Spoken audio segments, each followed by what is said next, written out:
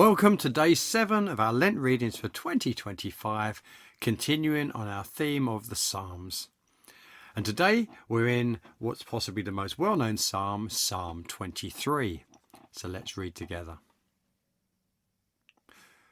The Lord is my shepherd, I shall lack nothing. He makes me lie down in green pastures. He leads me beside quiet waters. He refreshes my soul. He guides me along the right paths for his name's sake. Even though I walk through the darkest valley, I will fear no evil. For you are with me. Your rod and your staff, they comfort me. You prepare a table before me in the presence of my enemies. You anoint my head with oil. My cup overflows.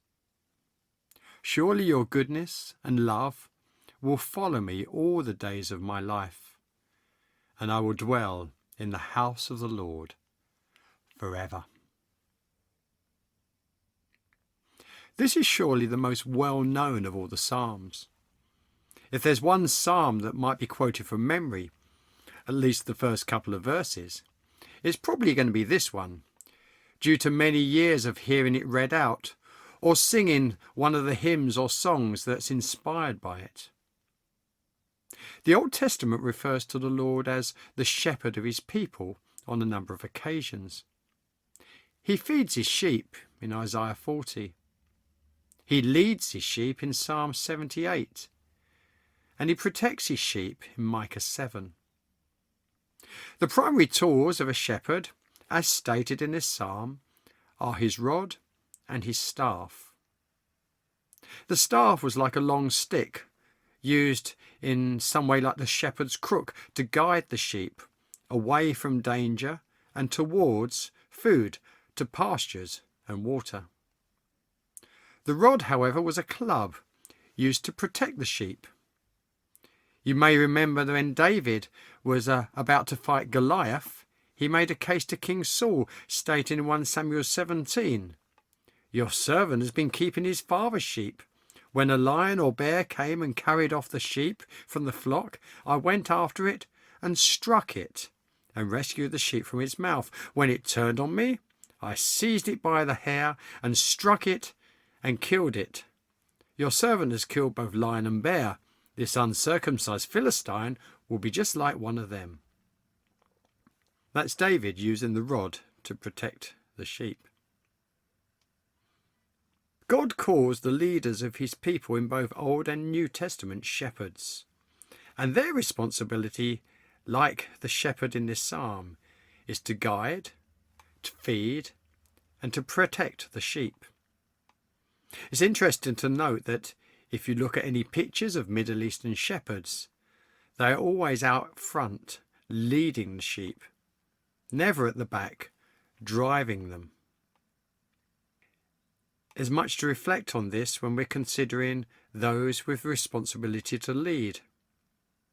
When looking for new leaders, it may be a good idea to consider who is already naturally showing leadership potential, who organises something and people naturally want to be part of it and turn up.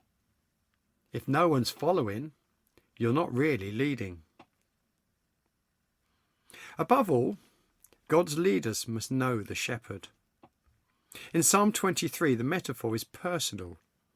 He might be the shepherd of the people, but in this psalm, he's my shepherd. It is me who he leads to green pastures. It's me who he leads to still waters. It's me who he leads through the valley and out the other side. If you can't say from personal experience the Lord is my shepherd, you're not yet ready for leadership. There is a story of a man who one day attended a funeral of a friend.